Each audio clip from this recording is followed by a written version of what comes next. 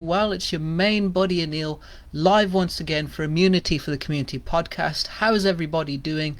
As I promised on last night's PSA, I'm live today for Immunity for the Community podcast to go through the mindfulness part of the Write Your Own Transformational Story course, which I have just created for yourselves. How is everybody doing?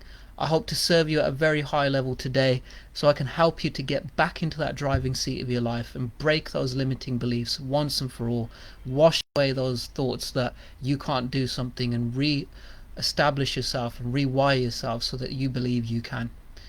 So, the first thing that I want to let you know about is that meditation and mindfulness has actually helped me to lower my need to overeat and lower my appetite, as well as my desire to comfort eat. Because what we have to understand is that all of our triggers rob us of energy. So, every time you hear you can't do something, that has the effect to take away energy from you internally.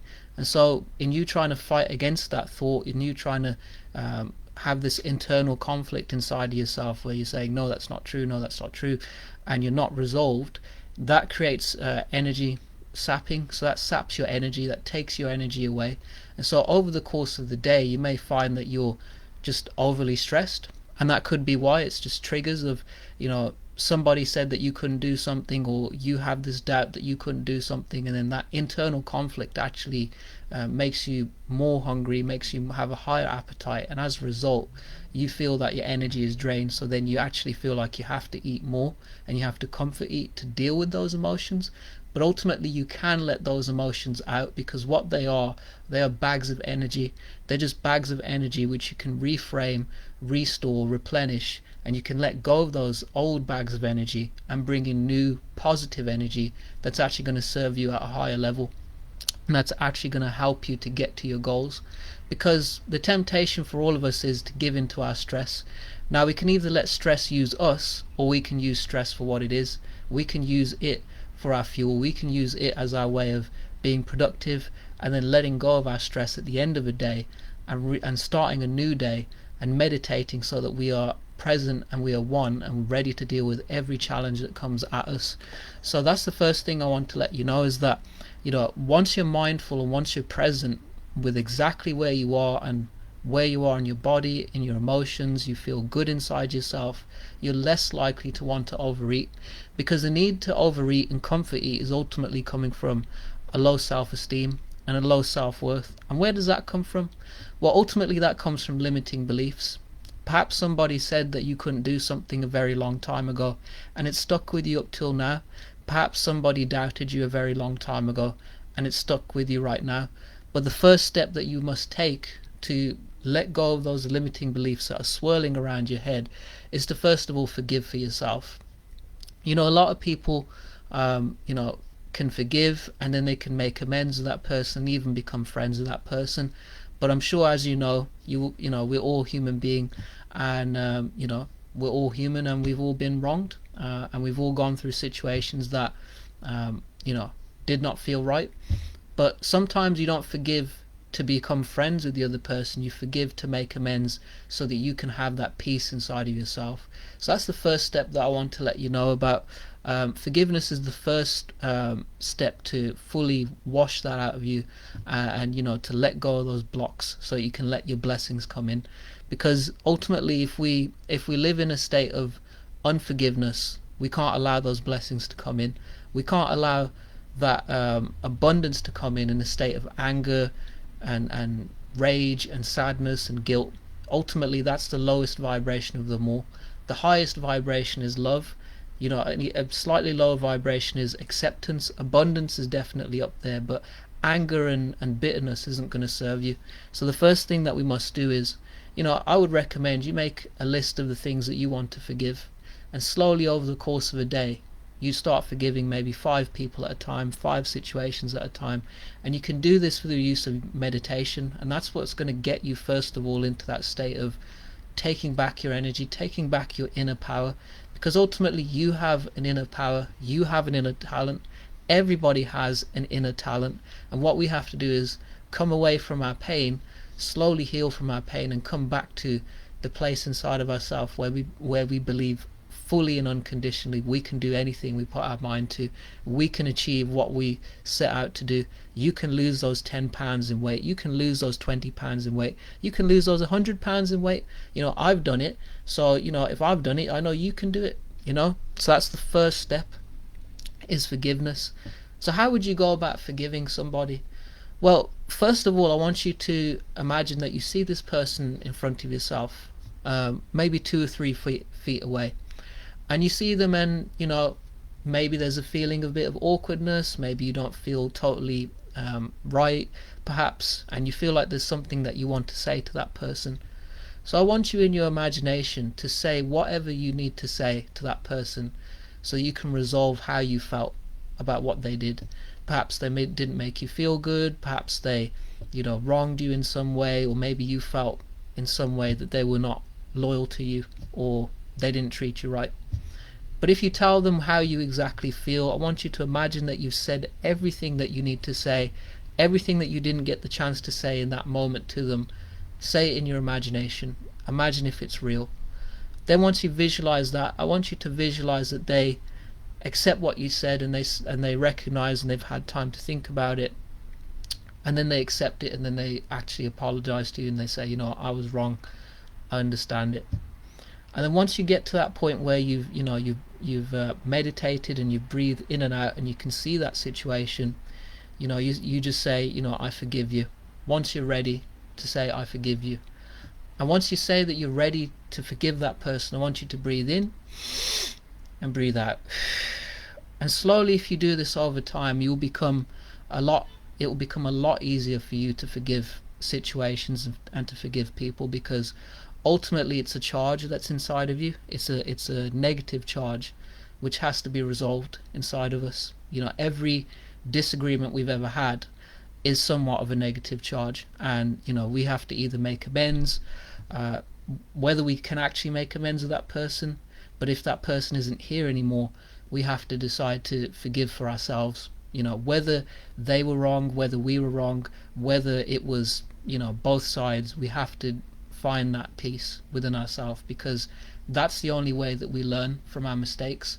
Once we learn from our mistakes, we must let go, and we must take the lesson forward. We don't hang on to it for the rest of our life, because that's just not how it is. We're growing, we're evolving, we're changing all the time, and ultimately for us to do that, we must forgive and we must let go.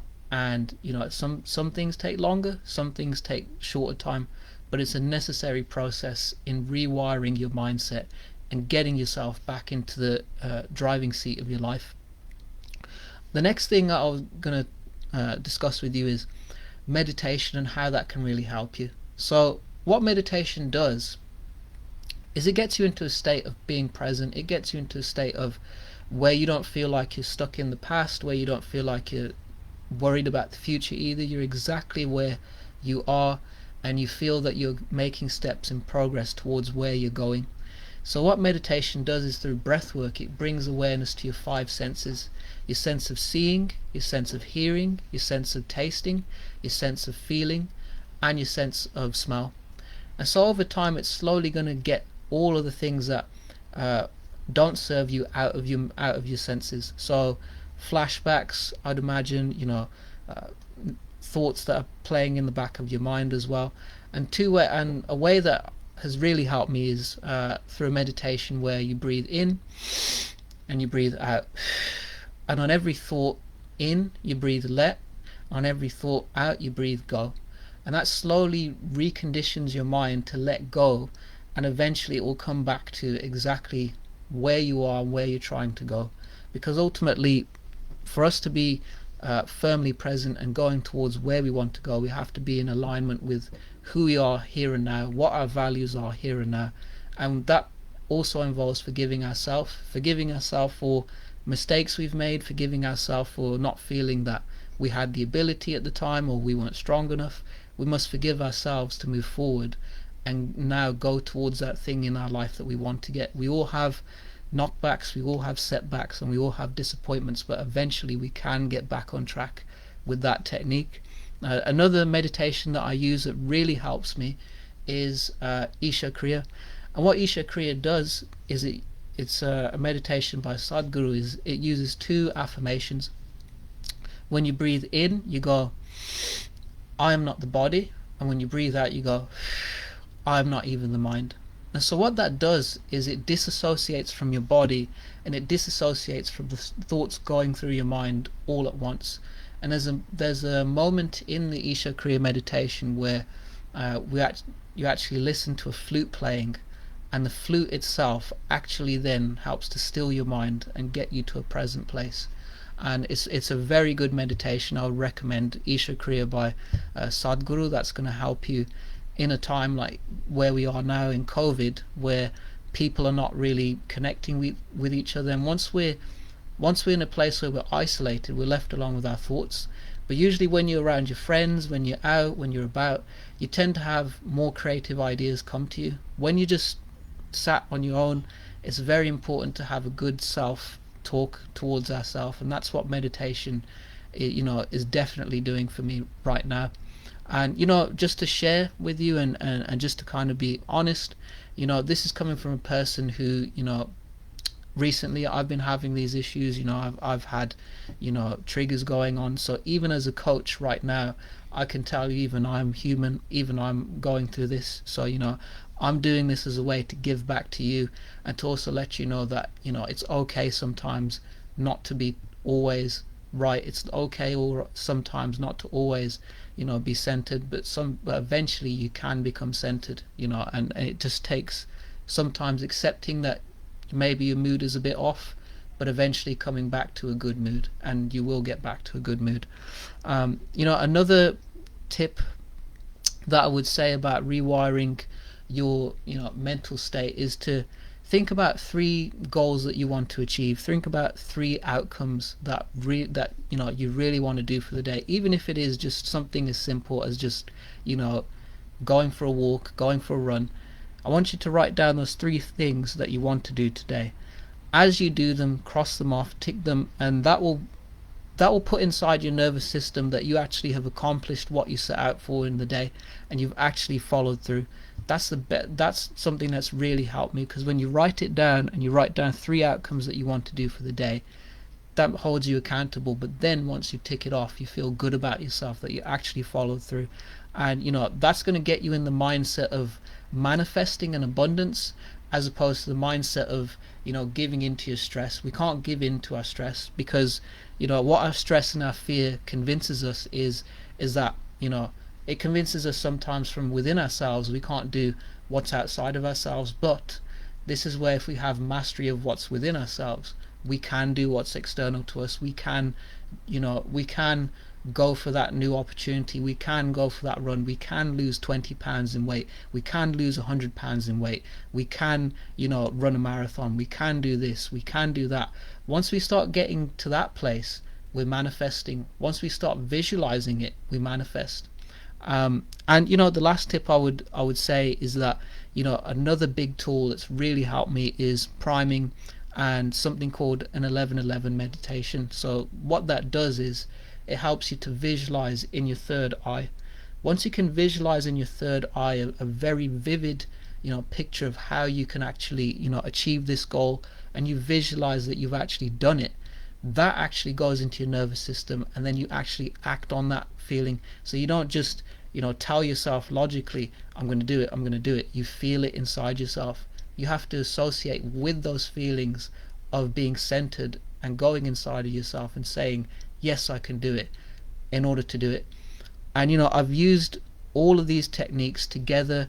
I've used meditation, and that's what's helped me to rewire my mindset. That's exactly why I've stayed in shape this long, because I've consistently rewired my mindset. I've consistently forgiven situations, primed, meditated, visualized, and I've come to a place of understanding where I'm in acceptance of who I am here and today.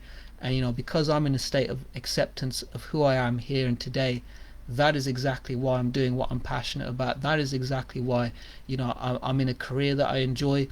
I'm in marketing, and I'm running this business, Immunity for the Community, because on this journey I can see how I've grown, and now I'm ready to help you grow as well. So, if you are interested in the Write Your Own Transformational Story course, I will drop it in the comments section below.